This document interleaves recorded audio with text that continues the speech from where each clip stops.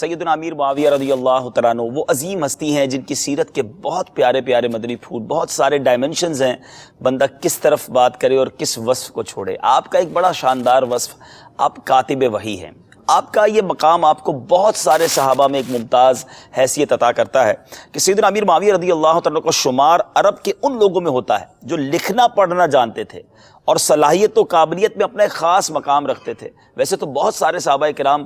کاتب کتابت کرتے تھے،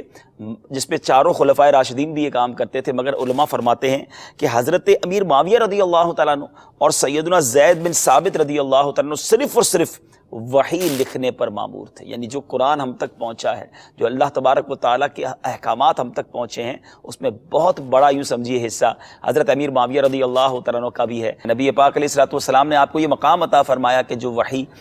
نازل ہوتی وہ آپ لکھتے تھے۔ کاتب وحی یہ بہت بڑا مقام ہے، یعنی جس پر بہت زیادہ بھروسہ ہو، جس پر بہت زیادہ اعتماد ہو۔ نبی پاک علیہ الصلوۃ والسلام کو آپ پر کتنا اعتماد تھا، یہ اسی بات سے واضح ہو جاتا ہے کہ وحی کی کتابت کے لیے آپ کو سلیکٹ کیا گیا، آپ کو یہ موقع دیا گیا، یعنی یوں کہا جا سکتا ہے کہ امت پر آپ کا بہت بڑا احسان بھی ہے۔ میٹھے اسلامی بھائیو، ایک اور بات صحابہ کرام علیہ رضوان کی سیرت سے جو سیکھنے کو ملتی ہے کہ سنتوں سے انہیں بڑا لگاؤ ہوتا، سنتوں سے بڑا پیار ہوتا۔ سرکار علیہ الصلوۃ والسلام کے طریقے پر زندگی گزارنا اپنے لیے بہت بڑی سعادت سمجھتے، اور نبی پاک علیہ الصلوۃ والسلام بھی سنت پر عمل کرنے والوں کو کیسی کیسی بشارتیں عطا فرمائیں۔ پیارے آقا علیہ الصلوۃ والسلام کی وہ حدیث پاک تو بہت مشہور ہے نا، جس کا خلاصہ یہ ہے کہ جس نے میری سنت سے محبت کی اس نے مجھ سے محبت کی، اور جس نے مجھ سے محبت کی وہ میرے ساتھ جنت میں جائے گا۔ اب جنت میں جانا نبی پاک علیہ الصلوۃ والسلام کے ساتھ کون نہیں چاہتا، مگر سنتوں پر عمل ہمارے پاس کتنا ہے۔ حضرت امیر معاویہ رضی اللہ عنہ سنتوں سے کس قدر پیار کیا کرتے کہ آپ جب اپنے زمانہ خلافت میں حج یا عمرے کے لیے تشریف لائے اور مدینہ منورہ حاضری ہوئی تو اتباع سنت کے جذبے سے شہدائے احد رضوان اللہ تعالیٰ علیہم مجمعین کے قبور پر، ان کے مزارات پر حاضری کے لیے تشریف لے گئے۔ پیارے آقا علیہ الصلوۃ والسلام کا چونکہ یہ معمول تھا، بلکہ نہ صرف پیارے آقا علیہ الصلوۃ والسلام کا، سیدنا صدیق اکبر رضی اللہ تعالیٰ عنہ، سیدنا فاروق اعظم اور سیدنا عثمان غنی رضی اللہ تعالیٰ عنہ بھی سال میں ایک بار شہدائے احد کے مزارات پر حاضری دیا کرتے۔ یہاں دو باتیں سیکھنے کو مل رہی ہیں، ایک تو سنت سے پیار ہے اور دوسرا شہدائے احد کی کیا بات ہے۔ ان کے مزارات پر حاضری، نبی پاک علیہ الصلوۃ والسلام، خلفائے راشدین اور اب سیدنا امیر معاویہ رضی اللہ تعالیٰ عنہ کے بارے میں آپ سنتے ہیں، تو میں آپ سے ایک گزارش کروں گا، نیت کر لیجئے جب بھی مدینہ منورہ جائیں گے نا، انشاءاللہ اللہ تعالیٰ بار بار حاضری عطا فرمائے، تو زیادہ سے زیادہ ایسا ہو کہ روزانہ ہی سیدنا سید الشہداء سیدنا حمزہ رضی اللہ تعالیٰ عنہ شہدائے احد کے دربار میں حاضری دیں۔ اور میں ایک بڑی خوبصورت بات جو علماء لکھتے ہیں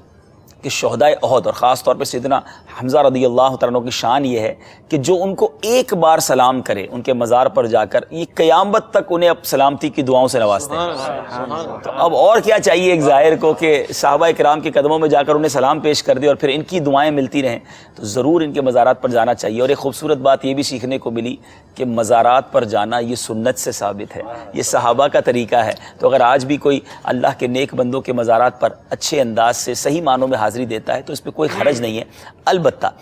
ایک بات کی وضاحت بھی کر دیتا ہوں کہ یقیناً مزارات اولیاء پر کچھ ایسی خرافات اور کچھ ایسے غلط کام بھی ہوتے ہیں جس کا اہل سنت سے کوئی تعلق نہیں، بلکہ الحمدللہ امام اہل سنت مولانا شاہ امام احمد رضا خان رحمۃ الرحمن نے مزارات کو پر کس طرح حاضری دینی ہے یہ بھی تحریر فرمایا، اور جو غلط کام ہے اس کی رد میں بھی، ان بدعتوں کے رد میں بھی امام اہل سنت نے قلم اٹھایا، اور آپ کی دعوت اسلامی نے بھی الحمدللہ یہ بیڑا اٹھایا ہے۔ ہماری ایک مجلس ہے جس کے ذریعے اس بزرگان دین کے عرس پر، اعراس پر جا کر زائرین کو باقاعدہ یہ سکھایا جاتا ہے کہ کس طریقے سے شرعی تقاضوں کے مطابق اب مزارات اولیاء پہ حاضری دیں اور اولیاء کرام کا فیضان حاصل کریں۔